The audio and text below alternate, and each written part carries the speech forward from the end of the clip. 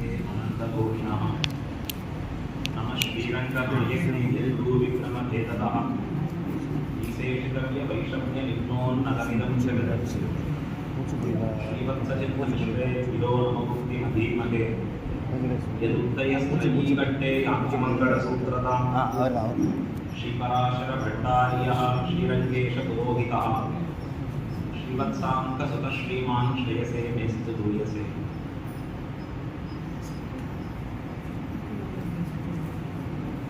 ஸ்ரீபதியான ஸ்ரீரங்கநாதருடைய இன்னொருளாலே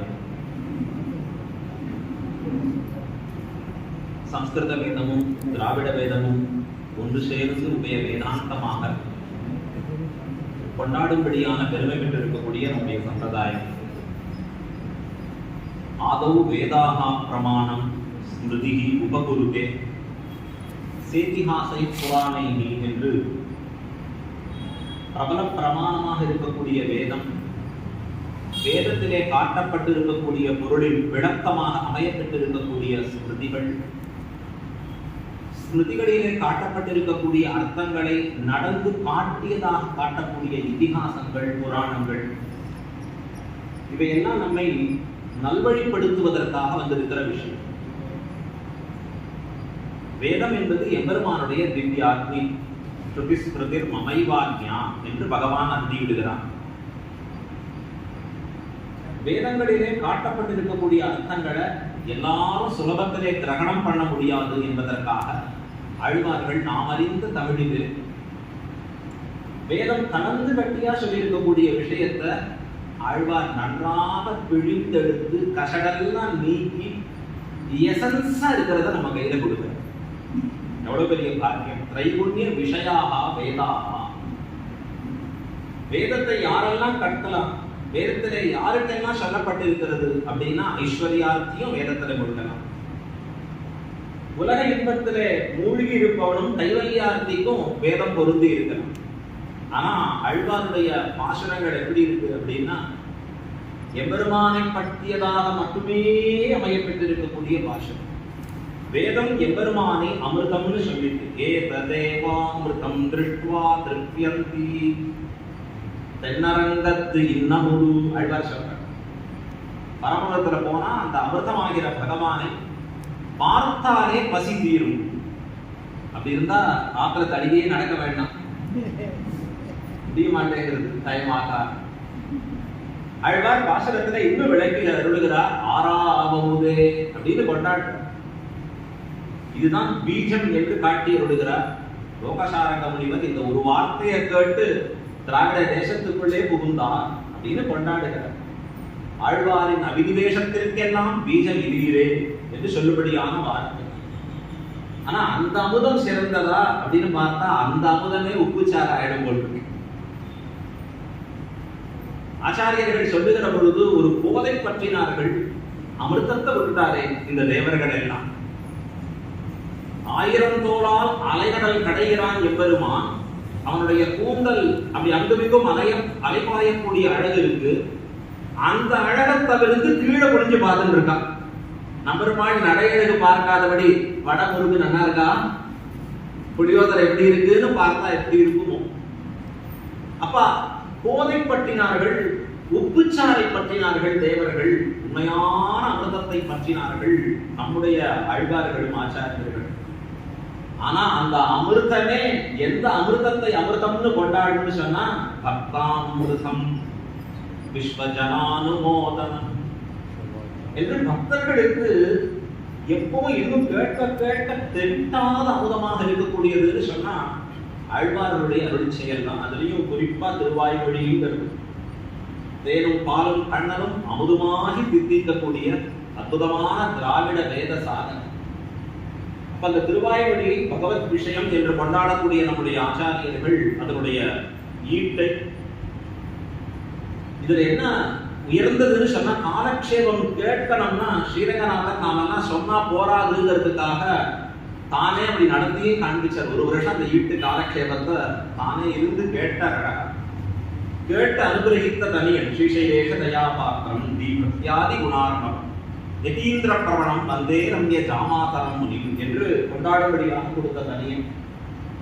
திருவாய்மொழியில சொல்லப்பட்டிருக்கக்கூடிய அர்த்தத்தை அனுஷ்டானமாக்க வேணும் என்று காட்டிக் கொடுத்த ஸ்ரீரங்கநாதனை கொண்டாடுகிற பதிகம் இந்த 7ஆம் பத்து இருக்கிற திருவாய்மொழி. ஆச்சரியமா ஏழாம் பத்தா சுருக்கிடலாமா அப்படின்னா சுருக்க முடியாது. வான்திகழும் சோலை மதில் அரங்கர் பண்புகள் மேல் இந்த தமிழ்மலைகள் 1000 ஆன்ற தமிழ்மலைகள் 1000 ஈன்ற முதல் தாய் சடகோபன் என்று பட்டர் இந்த 1000 பாசுரத்தையும் நம்மாழ்வார் சமர்ப்பித்தது திருவரங்கநாதனுடைய திருவடி கீழ் என்று காட்டி எழுதுகிறார் அழகா.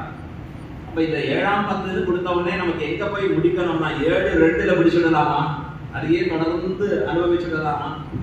அது ஒரு காலத்துல முடிக்கக்கூடியதாக ஆக இவள் திறத்து என் செய்கின்றாயே என் செய்கின்றாயே என் சிந்தித்தாயே சொல்லிட்டே இருந்தா நமக்கு முடியறதுக்கு வாய்ப்பே இல்லாம இல்ல ஆச்சாரிய ஹிருதயத்தை கொண்டு நிர்வகிக்கலாமா, இல்ல திருவாய்மொழி நூற்றந்தாதியை கொண்டு சொல்லலாமா? நம்மள சன்னதிக்கு வரணும்னா 10 ரூட் இருக்கலாம். அத போல இந்த திருவாய்மொழியை நிர்வகிக்கிறதுக்கு 10 விதம் இருக்கலாம். சுவாமியுடைய திருக்குமாரர் ரொம்ப புத்திசாலி. நீங்க இப்படித்தான் ரூட்ல வரணும்ன்றாங்க. என்ன ஈட்டிலே காட்டப்பட்டிருக்கக்கூடிய சந்ததிகளை கொண்டு அருளி செய்ய வேண்டும்.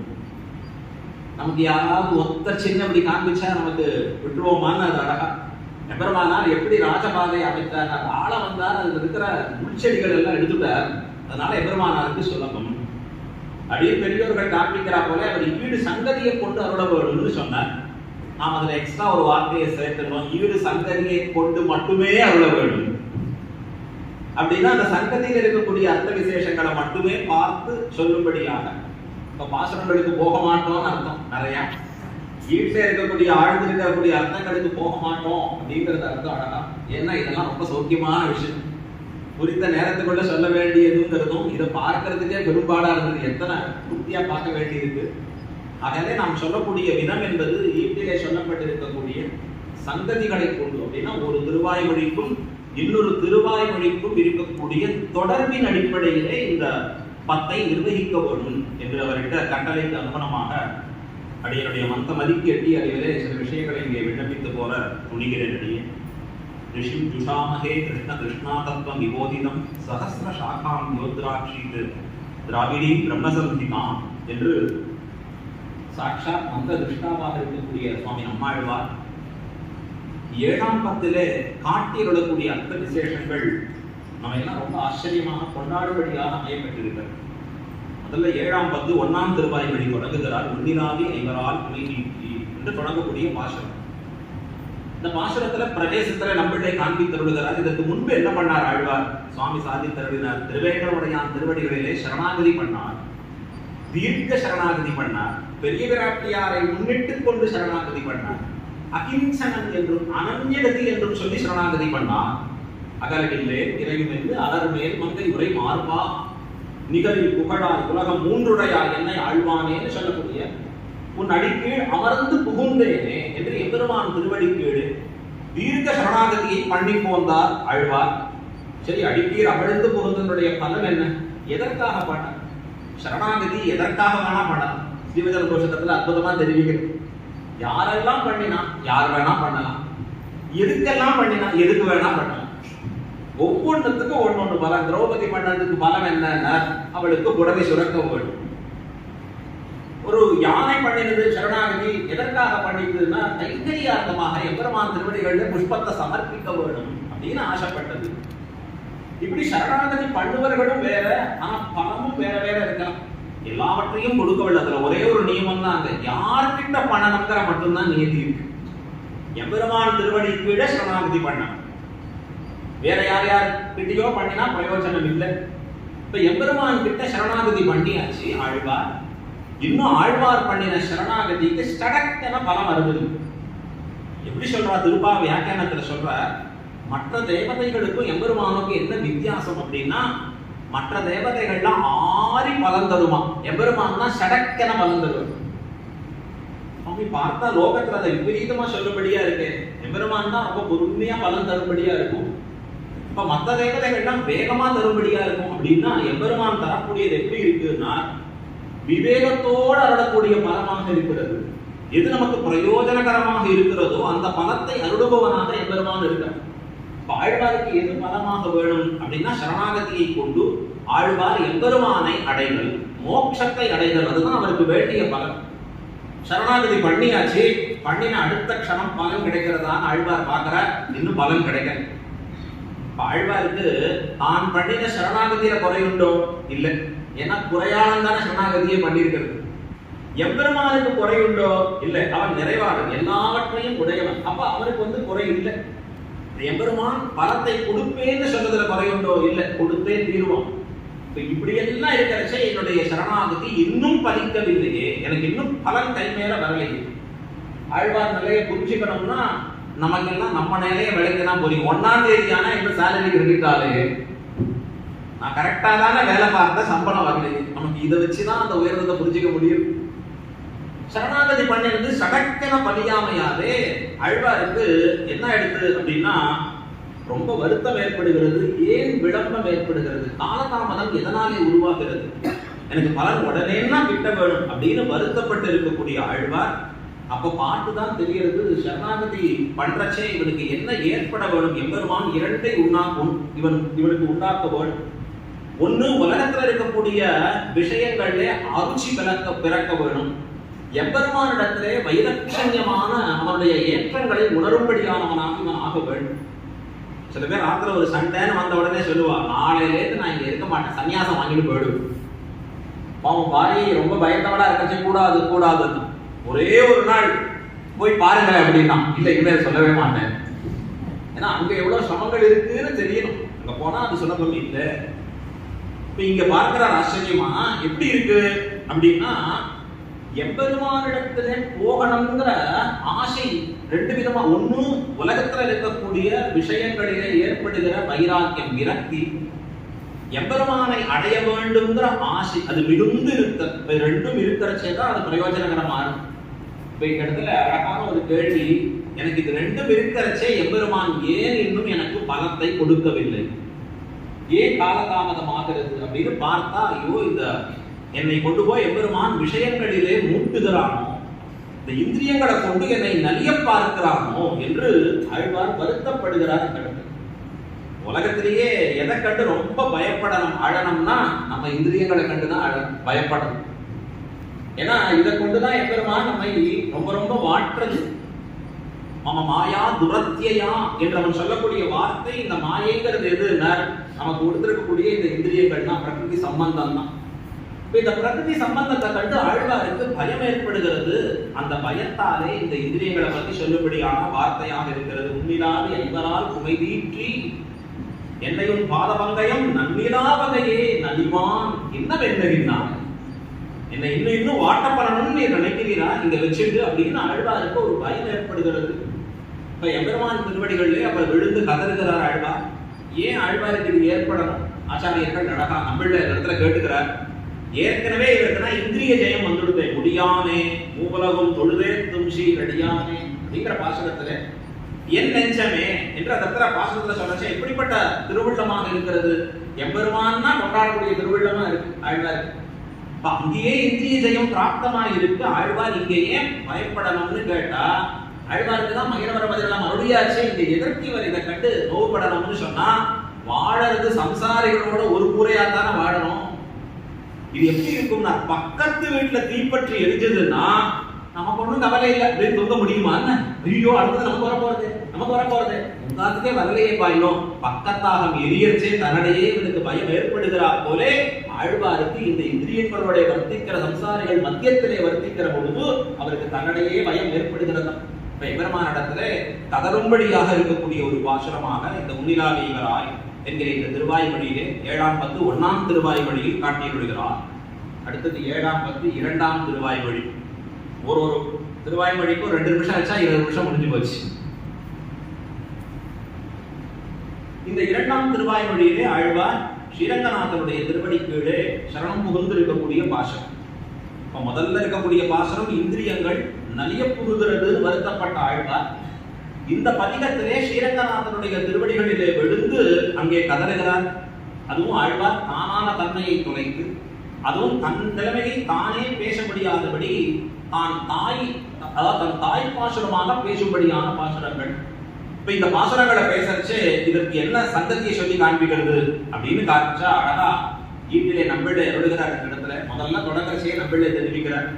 இது நம்ம ஊருங்கிறதுனால திருவரங்கம் நம்ம ஊர் என்ன கொஞ்சம் எக்ஸ்ட்ரா டைம் எடுத்துக்கணும். இதற்கு தொண்டர் தொண்டர் தொண்டர் தொண்டன் சலகோபன் என்று ஆழ்வார் சொல்லி போன்றதை நம்பிள்ளை எடுத்து காண்பிக்கிறார். ஆழ்வாருக்கு பாரதந்திரிய ஞானம் அற்புதமா ஏற்பட்டிருக்கு. எதை கொண்டு சொல்லுகிறீர்கள்? நமப்பதார்த்தம் தெரியறது. நமப்பதார்த்தத்தினுடைய அர்த்தங்கள் பலவிதமாக சொல்லப்படுகிறது. என்ன? நான் எனக்கு உரியன் அல்லன் என்று சொல்லுவது ஒரு பொருள், விரோதிகளை போக்குவதாக இருக்கக்கூடியது என்பது மற்றொரு பொருள், இல்லை அதுவே உபாயத்தை காண்பிப்பதாக இருப்பதும் கூட என்பது இன்னொரு பொருள். இன்னும் அதற்கு மேலே முற்றதும் அடியார்க்கு அடிமை என்று பாகவத சேஷத்துவத்தை காண்பிப்பதும் நமப்பதார்த்தத்தினுடைய ஆழ்வாருக்கு கீழே தொண்டர் தொண்டர் தொண்டர்னு சொல்லபடியாலே இது எப்படி இருக்குன்னா நமப்பதார்த்தம் நிரம்ப பெற்றிருக்கிறது. ஆழ்வாருக்கு நமப்பதார்த்தம் வந்த பிறகுதான் கைங்கரியத்திலே ருச்சி பிறந்து இறங்கும்படியாக இருக்கு. தொண்டர் தொண்டர்னு அந்த தனிய சேஷத்துவ பரியந்தம் ஆழ்வாருக்கு ஏற்பட்டு இருக்கக்கூடியதுங்கிறத ரொம்ப ஆச்சரியமாக அங்க நம்பிள்ளை கொண்டாடி காண்பிக்கிறார். இந்த பதிகத்திலே தொடங்குகிற ஈட்டினுடைய தொடக்கத்திலே காண்பிக்கிறச்சு கீழே அந்த உன்னிலாவை இவரால் இந்த இந்திரியங்கள் படுத்தக்கூடிய பாட்டை பொறுக்க முடியாதபடி இருக்கக்கூடிய ஆழ்வார் ஸ்ரீரங்கநாதனுடைய திருவடிகளிலே தானும் வந்து சரணம் புகுகிறார். அது புகுரட்சி எப்படி இருக்கு அப்படின்னா தான் நிலைமையை தான் பேச முடியாதபடி ஒரு தாயாக இருந்து கொண்டு அந்த தாயானவள் பேசக்கூடிய ஒரு பாசுரமாக ஸ்ரீரங்க பதிகம் இந்த இடத்துல அமையப்பட்டிருக்கிறது. கங்கரும் பகலும் கண்டுகிறறியார் அப்படின்னு தொடங்கக்கூடிய ஒரு பதிகத்திலே ஆச்சரியம். இதில் ஆச்சாரியர்கள் ரொம்ப ஆச்சரியமா விண்ணப்பித்து போருகிறார்கள். ஆழ்வாருக்கு பொறுக்கவே மாட்டேங்கிறது. எப்ப அடைவோம் தேசாந்தரத்திலேயாவது இருந்தா பரவாயில்ல, காலாந்தரத்திலேயாவது இருந்தா பரவாயில்ல, இங்க பக்கம் இருக்கிறோம் இருந்து உண்மை அடைய முடியாதபடி கிடைக்கிறது அப்படின்னு ஆழ்வாருக்கு ஏற்பட்டு இருக்கக்கூடிய ஒரு துக்கம். அதை தானே வெளிக்கொணர முடியாதபடி தன் தாயின் வாயிலாக ஒரு தாய் தன் மகளின் விஷயத்தை சொல்றான்.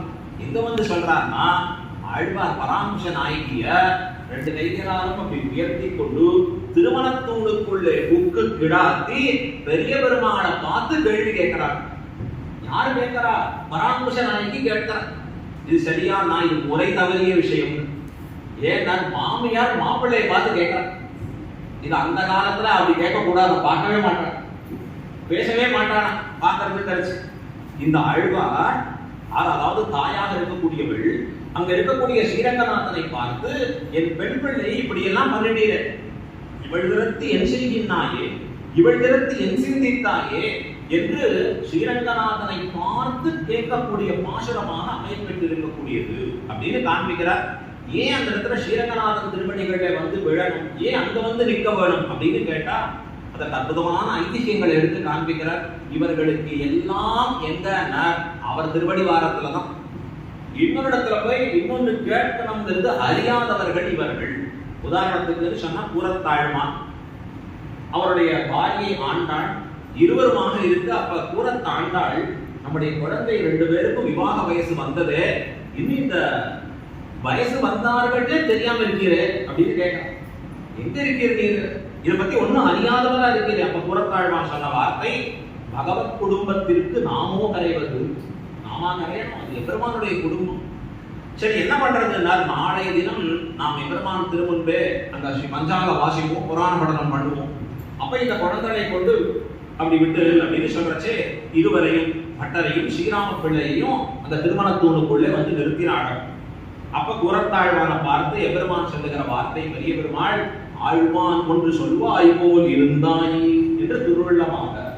என்ன கூரத்தாழ்வான் ஏதோ சொல்லணும்னு திருவள்ள பண்றீரே அப்படின்னு சொல்ல, அப்ப அதற்கு கூரத்தாழ்வான் அருளுகிறார். நான் சொல்றதுக்கு என்ன இருக்கு? ஒண்ணும் இல்லை. ஆனா லோகத்துல எல்லாரும் சொல்றா இந்த குழந்தைக்கு விவாக வயசு வந்துடுத்துன்னு உலகத்துல சொல்றாங்க. இவருக்கு அதை பத்தி லட்சியம் இல்லை. உடனே எபெருமான் சொல்லுகிறாரா, இது நம்முடைய குடும்பமாச்சு, நீர் போம், நாளை முடித்து வைக்கிறோம், நான் பண்ணி வைக்கிறோம் போம் அப்படின்னு சொல்லி அனுப்ப அடுத்த நாள் மணியை கொண்டு கொடுத்தார்கள். இந்த குழந்தைக்கு அழகா விவாகம் கல்யாணம் ஆச்சப்ப ஜாதகம் பார்க்கணும், இன்னொன்னு பண்ணணும்னா எங்க எல்லாம் பெரிய பெருமாள் திருவடியில போய் நிற்பாளாங்க. எல்லாம் இவர்களுக்கு அவர் திருவடி. இன்னொரு அழகான ஒரு ஐதிஹ்யத்தை காண்பிக்கிறார் இடத்துல. அகலங்கன் என்று சொல்லக்கூடிய ஒரு ராஜா அகலங்கராயன் என்று இருக்கக்கூடியவன் ஸ்ரீரங்கத்துல அடைவடஞ்சானில கட்டுகிற பொழுது, மதில் கட்டுகிற கைங்கரிய சமயத்திலே ஒரு சுவாமியுடைய இளையாழ்வான்னு சொல்லக்கூடிய ஒரு சுவாமியுடைய திருமாளிகை நேர்பட அதை இடிக்க வேண்டிய சூழ்நிலை வருகிறது.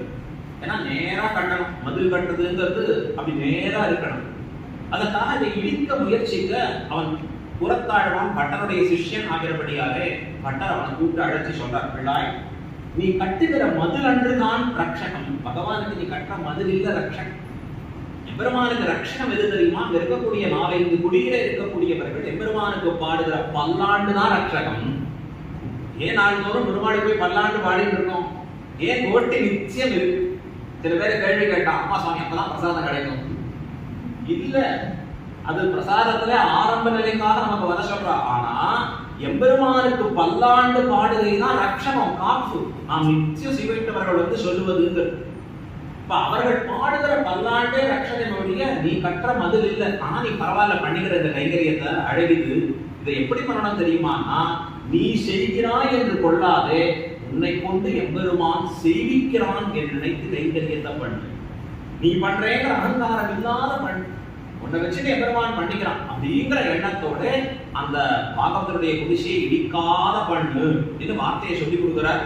அவன் கேட்கிற மாதிரி இல்ல, கேட்கக்கூடியவனா இல்லையே. அவன் இருக்கக்கூடியவன் எப்படிப்பட்ட சுபாவத்தோடு கூடியவன்னா இடிச்சு கட்டிட்டாங்கிறதும் பட்டர் வேற இடத்துக்கு புலம்பெயர்ந்தாருங்கிறதும் இது நமக்கு மேற்கொண்டு தெரியக்கூடிய சண்டை. இப்ப எப்படி இருக்கு அப்படின்னா, எம்பெருமான் நம்மை கொண்டு பண்ணுவிக்கிறான் என்கிற நோக்கோடே கைங்கரியத்திலே செய்யும்படியாக நிற்க வேண்டும். கீழே நமகாங்கிற அர்த்தத்துல காண்பிக்கிறச்ச கூட என்ன சொல்லப்படுறதுன்னா, கைங்கரியத்தில் களையிருக்கிறது அப்படிங்கிற அர்த்தத்தை காண்பிக்கிறார் ஆச்சரியமா. இப்ப இந்த 7ஆம் பத்து இந்த பதிகத்திலே பூர்த்தியா ஸ்ரீரங்கநாதன் திருவடிகளிலே அந்த பெண்ணை கிடாத்தி சொல்லுகிற வார்த்தை. இவள் எப்படி இருக்காங்க? கங்குலும் பகலும் கண்டுகில் அறியாள், கண்ணநீர் கைகளால் இறைக்கும், சங்கு சக்கரங்கள் என்று கைகூப்பும், தாமரை கண் என்றே தளரும். இவள் எப்படி இருக்கணும் அப்படின்னா, கங்குலும் பகலும், ராத்திரி பகல்ங்கிற ஒரு வித்தியாசம் இல்லை. விடு எப்பொழுதுமே ஸ்ரீரங்கநாதனை குறித்து இவள் சதா அழுது கொண்டே இருக்காள். இது எப்படிப்பட்ட ஜலம்னா, இது கையில ஜலத்தை வாரி வாரி இறக்க. இது எதை போல இருக்குன்னா, ஒருத்தர் இப்பதான் புதுசா மெரினா பீச்சை முதல்ல பார்த்தேன். ஜலம் ரொம்ப அதிகமா இருக்கேன்னு அங்கேயிருந்து கையில கொண்டு வந்து இங்க வெளியில சேர்க்கிற மணல்லன்னா அது எப்படி இருக்கும்னா, இது ஒரு முட்டாள்தனமான காரியம் தானே. இது எப்படி கடலை பற்ற பண்ண முடியும்? கடல் கொண்ட கண்ணநீரே, கடல் கொண்ட கண்ணநீர் இதை போய் பற்ற பண்ண முடியுமா? கைகளால் இறைத்து எங்கேயாவது பற்று போகும்படியாக செய்ய முடியுமா? அது முடியாத காரியம் என்று காண்பிக்கிறார். கண்ணனின் கைகளால் இறைக்கும், சங்கு சக்கரங்கள் என்று கைகூப்பும். இன்னும் நிறைய அர்த்தம் சொல்ற. கண் துயிர் அறியாழ்னு வார்த்தை சொல்ற, கொள்ளாழ்னு வார்த்தை சொல்லல். அதுவே தூக்கம்னா என்னன்னே தெரியாம விடுத்தவிடு. சங்கு சக்கரங்கள் என்று கைகூப்பும், அதுக்கு மேல வார்த்தை சொல்லணுமா? இந்த எம்பெருமான் எப்படி இருக்க வேணும் அப்படின்னா, சங்கு சக்கரங்களோடு கூடியவனாக இருக்கக்கூடிய எம்பெருமானை மேற்கொண்டு வர்ணிக்க வேணும். ஆனா அதுக்கு மேல வார்த்தை வரல. அவளுக்கு எப்படி இருக்காரு? கைகூப்பும். அடுத்தது தாமரை கண், தாமரை கண்களாலே என்னை நோக்க வேணும் அப்படின்னு வார்த்தை சொல்ல வேணும். ஆனா அந்த வார்த்தை முழுமை பெறவில்லை அவரிடத்துல இருந்து. தாமரை கண் என்றே தளரும், அவள் தளர்ந்து விழும்படியாக இருக்கிறாள்னு காண்பிக்கிறார். அதற்கு இன்னொரு ஒரு அர்த்தம் காண்பிக்கிறார். அதாவது அதற்கு மேல வரக்கூடிய வார்த்தைகள்ல, செங்கையல் பாய்நீர் திருவரங்கத்தாய். செங்கையல் ரொம்ப அழகாக செம்மையாக இருக்கக்கூடிய மீனானது பாய்ந்து விளையாடக்கூடிய திருவரங்கமாகிற நீர், திருக்காவேரி நீர்ல அப்படி மீன் துள்ளி குதிச்சு ஓடுறது. அது ஏன் மீனை பத்தி சொல்லும்படியான வார்த்தையாச்சு அப்படின்னா, ஆச்சாரியர்கள் சொல்றா, நாரத்தை பற்றியது வாழ்ந்தது, நாராயணனை பற்றியது விழுந்திருக்கு. ஒரு காவேரி ஜலம் நீ சிருஷ்டிச்ச பஞ்சபூதங்கள்ல ஒண்ணு, அதுல ஒரு ஜலத்தை பற்றினது அந்த மீன் துள்ளி குதிச்சுட்டு போயிட்டு இருக்கு. ஆனா உன்னை பற்றி இருக்கக்கூடிய இவள் இப்படி மோகித்து கிடக்கிறாளே அப்படின்னு இந்த இடத்துல அந்த பெண் பிள்ளையுடைய தாயாரானவள் விண்ணப்பிக்கக்கூடிய பாசுரமாக இது கடைசியா முடியறதே சொல்றார். முகில்வண்ணன் அடிமேல் சொன்ன சொல்மாலையாக இருக்கக்கூடிய 1000 பாசுரம். ஸ்ரீரங்கநாதனுடைய திருவடிகள் மேலே சொல்லப்பட்டிருக்கக்கூடிய 1000 பாசுரங்களையும் ஸ்ரீரங்கநாதன் ஒரு திவ்யரசத்தை பெருமானுக்காக சொல்லி அழைச்சி கொடுக்கிறார். இவருக்கு இவை 10ம் 20ம் அப்படின்னு ஸ்ரீரங்கநாதன் அனுகிரகிப்பதாக நம்முடைய ஆச்சாரியர்கள் கொண்டாடி மகிழ்கிறார்கள் அந்த இடத்துல. அதற்கு மேல இன்னும் மேற்கொண்டு இருக்கக்கூடிய அர்த்தங்களை 20 நிமிஷம் முடிஞ்சு போச்சு. இன்னும் ஒரு 10 நிமிஷத்துல இந்த அடுத்தடுத்த பதிகத்துல காட்டப்பட்டிருக்கக்கூடிய சந்ததிகள் என்ன அப்படிங்கறத நாம் பார்ப்போம். அடுத்தது வெள்ளை சுரிசங்கோடு இருக்கக்கூடிய அந்த 3ஆம் திருவாய்மொழி, 7ஆம் பத்திலே 3ஆம் திருவாய்மொழியிலே இப்ப இவளுக்கு வாட்டம் தணிந்தது, சோகம் நீங்கியது, உடல் தெம்பாச்சு, உடல் எல்லாம் எழுந்துட்டா புரட்டு போயிட்டான் கிடுகிடு. நேர எம்பெருமானை போய் சேவிக்க திருப்பேரையில் இருக்கக்கூடிய எம்பெருமானை தானும் தொழுவதற்காக இவள் புறப்பட்டு செல்கிறாள். இடத்துல இவள் கால்நடையாகவே நடந்து புறப்பட்டாள். இப்ப இது எப்படி அங்க சொல்லப்பட்டிருக்கக்கூடிய இடத்துல காண்பிக்கிறச்சு ஒண்ணுமே பண்ண முடியல. இவள் திறத்து என் செய்கின்றாயே, எழுதுக்க முடியல, வார்த்தை பேச முடியல, மயங்கி கிடக்கிறாள்னு சொல்லப்பட்டிருக்கிறச்சு. எப்படி எழுந்துட்டா, எப்படி நடந்தா இவள் போய் சேர்ந்தா அப்படின்னு கேட்கிறச்சு. அதற்கா பற்றினார் மற்ற நின்னானே என்ற எம்பெருமானுடைய அசரண்ய சரணத்துவம் முதலான இருந்து திருக்கல்யாண குணங்களை வர்ணிக்க, அந்த குணங்களை கேட்டு தரிக்கப்பட்டிருக்கக்கூடிய இந்த பராமர்ச நாயகி இப்ப எழுந்துட்டா, புறப்பட்டா, தெம்பு வந்துடும். நமக்கெல்லாம் நோய்வாய் பட்டிருக்கிறச்சே பார்த்தா அப்படியே சோகமா இருக்கும். இந்த நோயை காட்டும் மனசு ஒரு வேதனை அடைஞ்சிருக்கு. இவன் நோய் வந்துடுது, நோய் வந்துடுது, இப்ப எழுதுக்க முடிஞ்சா கூட எழுதுக்க மாட்டோம். ஆனா அது சரியாயிடுதுன்னு சொன்னா ஒரு உற்சாகம் வந்துடா போல. ஆழ்வாருக்கு எப்படி இருக்குன்னா, அவருக்கு ஆக்சிஜன், மெடிசன் எல்லாம் எம்பெருமானுடைய திருக்கல்யாண குணங்கள் தான். அந்த குணங்களை கேட்டாரோ இல்லையோ ஆழ்வார் அழகா, அதாவது இந்த குணமானது போன உயிரை மீட்க வல்லதாக இருக்கக்கூடிய குணம். பரர்திகி பரமஸ்பஷ்டா துஷ்டபுஷ்ட சுபேட்சணான்னு சொல்லக்கூடிய ஸ்ரீராமருடைய திருக்கல்யாண குணத்தை வர்ணிக்கக்கூடிய சகஸ்ரநாம குணங்கள்ல 16 குணங்கள்ல பட்டர் தெரிவிக்கிற மிருத சஞ்சீவனம், இறந்தாரை உயிர்ப்பிக்க வல்லதான ராமனுடைய திருநாமம் அப்படின்னு அங்க காண்பிக்கிறார் ஆச்சரியமா. அப்படி அத்தாலே எழுந்து நிற்கக்கூடிய இந்த ஆழ்வாரானவர் புறப்பட்டு தென்திருப்பேரையில இருக்கக்கூடிய மகர நெடுங்குழைக்காதல தான் அங்கே தொழுது மகிழ்கிறார். இந்த 3ஆம் பத்து, அதாவது 7ஆம் பத்து 3ஆம் திருவாய்மொழியிலே அதிலே அபகிருத சித்தராக இருந்து கொண்டு எம்பெருமானிடத்திலே கொடுத்திருக்கக்கூடிய சிந்தையாக, அப்படிப்பட்ட அவரிடத்திலே வைத்த சிந்தையராக இருந்து கொண்டு எம்பெருமானை தொழுது இருக்கிறார்னு காண்பிக்கிறார். அதற்கு மேலே ஆழியட என்கிற பதிகத்திலே எம்பெருமான் எப்படிப்பட்டவன் தான், யார் எதை கேட்கிறாரோ அதை அப்படியே கொடுக்கணுங்கிறது இல்லை. யாருக்கும் எதையும் கொடுத்து மயக்க வல்ல சாமர்த்தியம் பெற்றவன் எம்பெருமான். எதையுமே எப்ப கொடுக்கணும், எப்படி கொடுக்கணும் அப்படிங்கிறத அறிந்தவன். இப்போ ஒண்ணுக்கு ஒண்ணு ஒருத்தர் கேட்கிறான்னா அதை வேறொன்றை கொடுத்து அனுப்புவதோ இல்ல அவர்கள்டேந்து வேறொன்றை பறித்து கொண்டு இருப்பதோ இருக்கிற காரியத்தை இந்த ஆழ்வாருக்கு பண்ணாதபடி, இந்த ஆழ்வாருக்கு கொடுக்கக்கூடிய ஒன்று எப்படிப்பட்டதாக இருக்கணும் அப்படின்னா, அவருக்கு இதற்கு மேலில்லை என்று சொல்லும்படியான ஒரு விஷயத்தை கொடுக்க வேண்டும் என்று எம்பெருமான் திருவள்ளம் பற்றி அவன் தன்னுடைய விஜய பரம்பரைகளை இந்த ஆழ்வாருக்கு காண்பித்து இருக்கிறான். எப்படியெல்லாம் நம்முடைய விஜய பரம்பரை வெற்றிவாகி சூடி இருக்கக்கூடிய விஷயங்கள் எப்படியெல்லாம் இருக்குங்கிறத இந்த ஆழ்வாருக்கு உள்ளது உள்ளபடி காட்டி கொடுக்கிறான் எம்பெருமான். அதை கண்டு மகிழ்ந்து பேரானந்தத்தோடு ஆழ்வார் தொழில் செய்கிற பாசனம் தான் ஆழியட சங்கும் வெல்லுமெட இசை வாழியட என்று கொண்டாடும்படியான பாசனம் 10ம் 10ஆக காட்டி கொடுக்கிறான் எம்பெருமான். அப்படி எம்பெருமான் ஆழ்வாருக்கு உள்ளதை உள்ளபடி காட்டி கொடுத்து அந்த அவருடைய விஜய பிரதாபங்களை எல்லாம் ஆழ்வார் கொண்டாடும்படியாக அமையப்பெற்றது ஆழியடங்கிற பாசனம். அதற்கு மேலே 5ஆவதாக கற்பார் ராமபிரானையல்லால் மற்றும் கற்பரோன்னு வரக்கூடிய இந்த இடத்துல எம்பெருமானுடைய விஜய பிரதாபங்களை எல்லாம் பாடி இருக்கக்கூடிய ஆழ்வார், எம்பெருமான் இதெல்லாம் செய்தது யாருக்காக அப்படின்னா ஆசிரிதார்த்தமாக செய்தது. ஸ்ரீரங்கத்துல ஒரு உற்சவம் நடக்கிறது.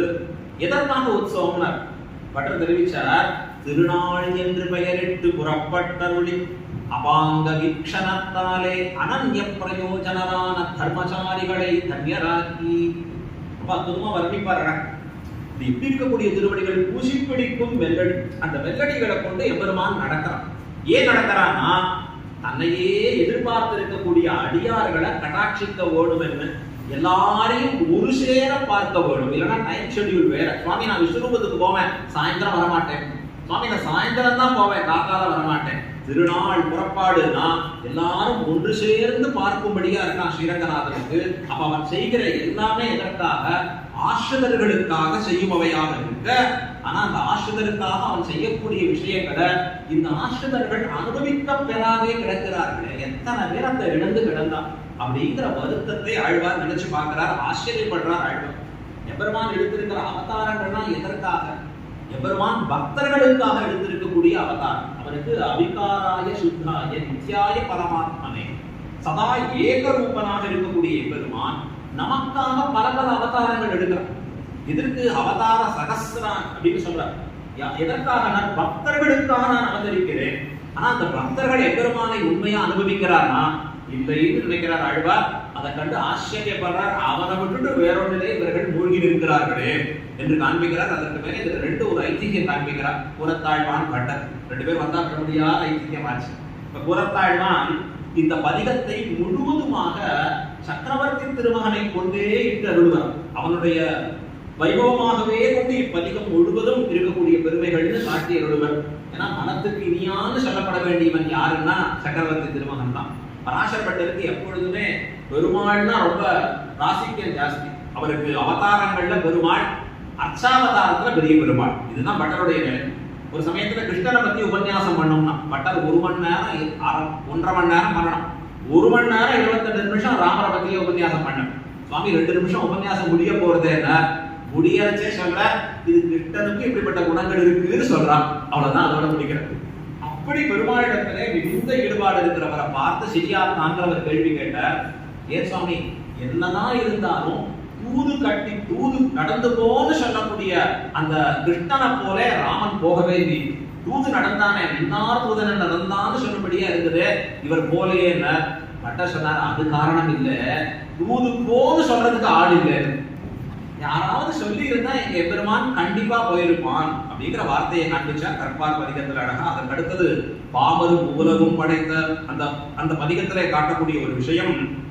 இப்ப இந்த எம்பெருமானை பக்கத்திலே கிட்டி அனுபவித்து சத்த பெற வேணும் என்று ஆசைப்பட்டு இருக்கக்கூடிய ஆழ்வார் அப்படி கிட்ட பெறாத இருக்கக்கூடிய நிலையை கண்டு ரொம்ப வருத்தம் ஏற்பட்டு அதை பொறுக்க முடியாதவராக இப்பயே பரமபதத்துல போய் எம்பெருமான அனுபவிக்கும்படியான ஆசையோட அவனை தழுவி பரிமாறி நிற்க வேணும் அப்படிங்கிற ஒரு ஆசையோட ஆழ்வார் என்ன பண்றாருன்னா பற்பனாவாவோ அப்படின்னு கூப்பிடுறாரு.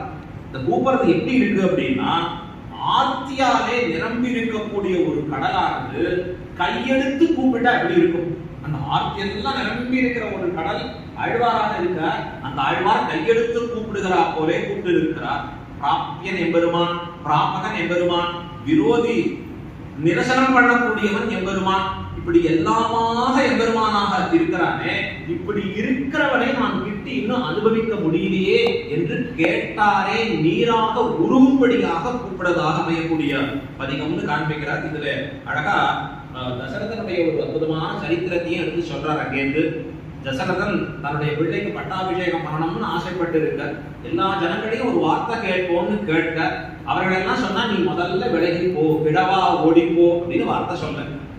அவனுக்கு தசரதன் ரொம்ப வருத்தப்படுறான். 60,000 வருஷம் இருந்தேனே, கொஞ்ச நாள் இருந்துட்டு போன்னு சொல்லக்கூடாதானா? அது நீ காரணம் இல்ல, நீ பெற்ற பிள்ளை காரணம். புத்திரஸ்ய சந்திதே, உடைய புத்திரனுக்கு இருக்கக்கூடிய குணங்கள் அவனாலே நாங்கள் ஆளப்பட வேண்டும் என்கிற ஆசை என்று இந்த விருத்தாந்தத்தையும் அற்புதமா எடுத்து காண்பிக்கிறார். அதற்கு மேலே 7வதாக ஏழையர் ஆவியும் என்கிற பதிகத்திலே, இப்ப முன்னாடி இருக்கக்கூடிய பதிகத்துல ஆழ்வார் எம்பெருமானுடைய வடிவழகு, அந்த வடிவழகு அனுபவிச்சு அந்த பாவனா பிரகர்ஷமானது ஏற்பட்டு அந்த எம்பெருமானிடத்துல கலந்து பரிமாறுகிறது எப்படி இருக்கும்படியா இருக்குன்னா பிரத்யக்ஷ சமானாகாரமாக இருக்கக்கூடியது. ஆனா பிரத்யக்ஷமா இல்ல, நேரடியாக இருந்து கலந்து அனுபவிக்கக்கூடியதாக இருக்கக்கூடியது இல்லை.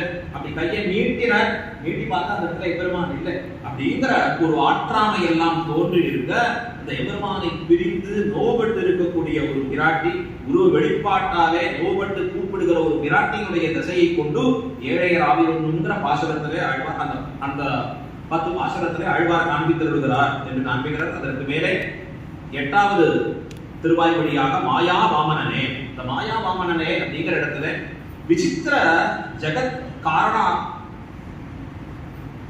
எம்பெருமானுடைய ஜெகத் ஆகாரத்தை காண்பித்தரக்கூடிய ஒரு அற்புதமான பாசுரம். எம்பெருமான் எப்படியெல்லாம் இந்த ஜெகத்துல தான் அப்படி கலந்து இருக்கிறான், எப்படி சிட்டித்திருக்கிறான், அவனுடைய ஜெகதாகாரத்தை கொண்டாடக்கூடியதாக ஆழ்வார் சொல்றார். இது ஏன் இது உண்டாயிற்றுன்னு கேட்கிறார் ஆழ்வார். பெருமானோட ஒரு கேள்வி கேட்கிறார், என்ன போய் இந்த உலகத்துல வச்சுது நான் பரமபதம் போனும் தானே கேட்டு இருக்கேன். பெருமாள் சொல்றார், ஆழ்வீர் கொஞ்ச நாள் இங்க இருக்கணும். இல்ல நான் சம்சாரத்திலே பொறுக்க முடியாதவனை வச்சு காரியம் பண்ணணும் தெரியல. இது என்ன ஆச்சரியம் பெருமானே, யார் பொறுமை இருக்கோ அவர்களை கொண்டு காரியம் பண்ணும். பெருமாள் சொல்றார், பொறுத்து இருப்பவரை கொண்டு காரியம் பண்ண முடியாது, அது பொறாத இருக்கிற உண்மை கொண்டோ காரியம் பண்ண வேண்டும். ஆழ்வார் பெருமானை பார்த்து ஒரு கேட்டார். நம்ம கேள்வி, பொறாது இருக்கக்கூடிய என்னை கொண்டு பண்ணணும்னு நினைக்கிறீங்களே, இது என்ன ஆச்சரியம், இது எப்படி உங்களுக்கு அந்த சாமர்த்தியம் அப்படி சொல்லும்னு சொல்ல பெருமாள் டைவர்ட் பண்றார் ஆழ்வார. கவலைப்படாதியும், எத்தனை ஆச்சரியங்கள் இருக்கு தெரியுமா அப்படின்னு பாரும், அப்படி இந்த ஜெகதாகாரத்தில் இருக்கக்கூடிய இந்த ஆச்சரியங்களை பாரும்னு சொல்லி அதை காண்பித்து ஆழ்வாரை வேறு விதமாக திசை திருப்புகிறார் அப்படின்னு இந்த பதிகத்திலே காண்பிக்கிறார் மாயாவாமனனை. அதற்கு மேலே 9வது திருவாய்மொழியிலே என்றைக்கும் என்கிற இடத்துல நேரடியாக ஆழ்வாருடைய கேள்விக்கு பதில் சொல்லுகிறான். இப்ப அது என்ன ஆச்சரியம் அப்படின்னு கேள்வி கேட்க, இல்ல கொஞ்ச நாள் வச்சுக்கணும்னு ஆசைப்பட்டேன். ஏன் வச்சுக்கணும்னு அப்படின்னு கேட்டா, உண்மை கொண்டு நாட்டை திருத்த வேண்டும் என்று ஆசைப்படுகிறேன். அங்குரும்பகுருல இதெல்லாம் வந்துருக்கு வியாக்கியானம். இது நிறைய கட்சா பெருட அழகா முழுக்கவே ஒரு 4 நாள் முன்னாடி பிற்பாடு ஆகாது. என்ன ஒரு 4 நாள் முன்னாடி ஆயிட்டு போறது, என்ன பெரிய அர்ஜென்ட், என்ன அவசரம் அப்படின்னு சொல்ல வேண்டி இருக்கு. தாழ்மாருக்கு அது பொறுக்க முடிய மாட்டேங்குது. அதெல்லாம் முடியாது, இப்பயே உங்க பற்றினே இப்பயே மோட்சத்துக்கு கூட்டிட்டு போயிடும். நல்ல வேளை ஆழ்வார் அப்படி பண்ணல. ஆழ்வாரை பெருமா ஏன்னா முதல்ல அவர் தொடங்கறச்சே திருவிருத்தம் தொடங்குறார், பொய்லிந்த ஞானம்னு. இனி வேண்டாம், இந்த இடம் வேண்டாம்னு சொன்ன உடனே அப்பயே மோட்சம் கூட்டிட்டு போயிட்டாருந்தா அந்த ஒரு பாசனமும் பாட மாட்டாங்க. எப்ப ஐயோ இது எப்படி இருக்குன்னா, நச்சு பொய்கை போச்சு, இது விஷம் கலந்ததா இருக்கு, உள்ள போனா நமக்கு உயிரே போயிடும் அப்படிங்கிற நிலை ஏற்பட்டு இருக்கு. எம்பெருமான் என்ன திருவள்ளுவம் பத்துக்கிறான்னா, உண்மை கொண்டு இந்த நாட்டை திருத்த வேணும், ஆகையாலே உண்மை கொண்டுதான் காரியம் பண்ணுவோம் அப்படின்னு வார்த்தை சொன்ன உடனே ஆழ்வாருக்கு சந்தோஷம். அந்த இடத்துல இது என்னது, என்னை கொண்டு இந்த எம்பெருமான் இந்த பாசுரங்களை பாடுவிக்கிறானே, பாடுவித்து தான் இவ்வளவு ஆச்சரியமான கவிகளை கொண்டு இந்த உலகத்தை திருத்தணும்னு ஆசைப்பட்டு இருக்கிறானே, என்னே நீர்மை, இப்படிப்பட்ட நீர்மைக்கு நான் என்ன பிரத்யுபகாரம் பண்ண முடியும், அவனுக்கு நான் எதை திருப்பி கொடுக்க முடியும் என்று ஆழ்வார் யோசித்து பார்க்கிறார். கொடுப்பதற்கு ஒண்ணுமில்லைன்னு தெரிகிறது. அடுத்த பதிகத்திலே இன்பம் பயந்தார். எம்பெருமானுக்கு ஒரு உபகாரம் பண்ணா இன்னொரு பிரத்யுபகாரம் எதிர்பார்ப்பவன் அல்ல. நம்ம போல இல்லை, ஒரு வஸ்து கொடுத்தா இன்னொரு வஸ்து என்ன கிடைக்கும். சில பேர் கிஃப்ட் பேக் பண்ணுவா, கல்யாணம் எப்படி பேக் பண்ணுவார்னா, இது அவர் அந்த கல்யாணத்துல நம்ம கல்யாணத்துல என்ன கொடுத்தார் அதற்கு தகுந்தபடிதான் நம்ம இந்த வேல்யூ இருக்கணும் அப்படின்னு இவருடைய பேக்கிங் இருக்கும். ஆனா பகவான் அப்படி இல்லை. நீங்கள் செய்வது அல்பமா இருந்தா கூட மகத்தாக திருப்பி கொடுக்க வல்லவன் எம்பெருமான். அப்ப அவனுக்கு பிரத்யுபகாரம் என்ன பண்றதுன்னு யோசித்த ஆழ்வார், அவனுக்கு இவ்வுலகிலே இருந்து கொண்டே கைங்கரியம் செய்வது. அதுதான் திருவாரூரிலே சென்று அந்த எம்பெருமானுக்கு நித்திய கைங்கரியம் செய்யக்கூடியதாக இருக்கக்கூடிய ஒரு ஆசையை வெளிப்படுத்தும்படியான வார்த்தை. சில பேர் பிரபன்னரா இருக்கிறதே சொல்லிடுவோம், என்ன சுவாமி கைங்கரியத்துக்கெல்லாம் வருது இல்லையா, அதான் பரவத்துல பண்ண போறோங்க, இப்ப என்ன அர்ஜென்ட், கடைசியா பூர்த்தியா அங்க பண்ண போறாங்க, ஃபுல் டைம் பண்ண போறாங்க. அதான் சொல்றாங்க, பரவதம் போற வரைக்கும் ஆறி இருத்தல் ஆகாது. இங்க நமக்கு இப்படிப்பட்ட ஒரு வாய்ப்பை பெருமான் கொடுத்திருக்காங்க. இந்த விதேசத்திலேயே நமக்காக எடுத்துட்டு இருக்காங்க. அப்ப இங்க இருந்தே அந்த பெருமானுக்கு இந்த சரீரத்தோடு கைங்கரியம் செய்வோம், இதை காட்டிலும் உயர்ந்த ஒரு விஷயம் இல்லை அப்படிங்கிறத கொண்டாடி காண்பிக்கக்கூடியதாக இருக்கக்கூடிய இன்பம் பயக்கிற திருவாய்மொழியிலே காட்டி விடுகிறார். 7ஆம் பூர்த்தியா நாம் பார்க்கக்கூடிய விஷயம் எதுவா இருக்குன்னா, ஸ்ரீரங்கநாதனுடைய திருவடிகளிலே ஆழ்வாருக்கு இருக்கக்கூடிய உயர்ந்த பிரேமம் நாம் கொண்டாடும்படியாக இருக்கிறது. அதை போலதான் ஸ்ரீ வெங்கடகிருஷ்ணன் சுவாமியுடைய அபினிவேசமும் கூட. எப்பெல்லாம் திருப்பாவை உபன்யாசம் பிறகு கொஞ்சம் தாமதமாகுதோ அப்ப சுவாமியை நித்தியம் அறைய சேவையில அங்க பார்க்கலாம். விடாத அந்த பெரியோர்கள் கடைபிடித்து இருக்கக்கூடிய ஒரு பద్ధதி. அடியனுக்கு பல சமயங்கள்ல ஞானத்தை உபகரித்து இருக்கக்கூடிய மகான்.